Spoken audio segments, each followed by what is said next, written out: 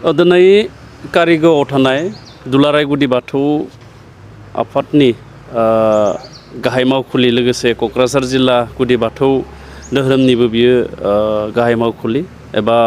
गुदि बाथौ धोरोमनि बिजिरसंसालि आरो बेवहाय जोङो बिटिआर सरकारनि हारिमु बिफाननिफ्राय रांखान्थि अनसुंथाइ हरनानै बेवहाय बिथांमोननि न'मा न' जायखौ जों इसिं न' होनना बुङो बेखौ बानायनाय जादोंमोन आरो बेखौनो दिनै आंनि नुजाथिनायाव बेखेवनाय जाबाय। बेहाय दुलाराय गुदि बाथौ धोरोमनि गोबां दैदेनगिरि लोगोसे क'क्राझार जिल्ला गुदि बाथौ धोरोमनिबो दैदेनगिरि बिथांमोन आरो रायजो राजा बिथांमोननि नुजाथिनायाव बे हाबाफारिखौ जोङो मावफुंनाय जादों। अदेबानि आङो नैबे क'क्राझार जिल्ला एबा दुलाराय गुदि बाथौ धोरोमनि नैबे बिजिरसंसालियाव बिथांमोननो अनसुंथाइ होगोन होननानै आङो बोसोरनि सिगाङावहाय दुलाराय गुदि बाथौ धोरोमनि बोसोरसालिया जुथुमा गहपुराव जादोंमोन। आं बे गेवलां मेलाव नुजाथिहैनानै बिथांमोननो खोथाखौ होदोंमोन आरो जोङो बोसोरसे गेप थानायनि उनाव थांनाय बोसोराव जोङो बे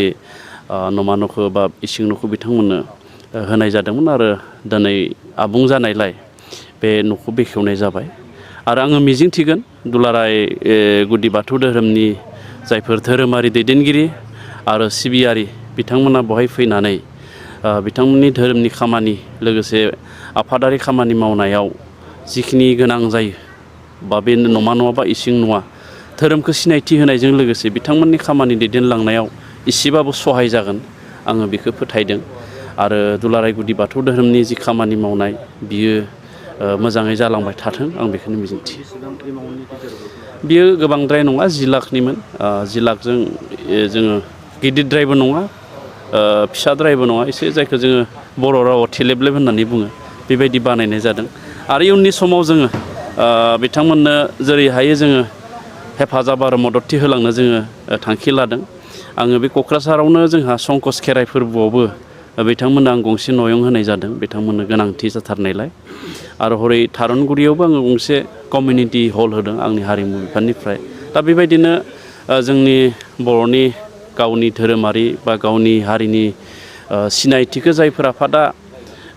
लाखिलांबाय थादों जायफोर आफादा हारिनि हारिमुखौ अनसायलांबाय थादों दैदेनलांबाय थादों बेबायदि आफादफोरखौ अनसायनाया जोंनि सरकारनि बिबान। आं बेखायनो जोंनि राजखान्थि एबा जोंनि माखासे दैदेनगिरि बिथांमोनखौबो आं खावलायगोन नैबे समनि गेजेराव जे जोंनि बर'नि माहारियारि आफादफोरा गोबां दुखु जारला एबा माखासे मोननांगौ माखासे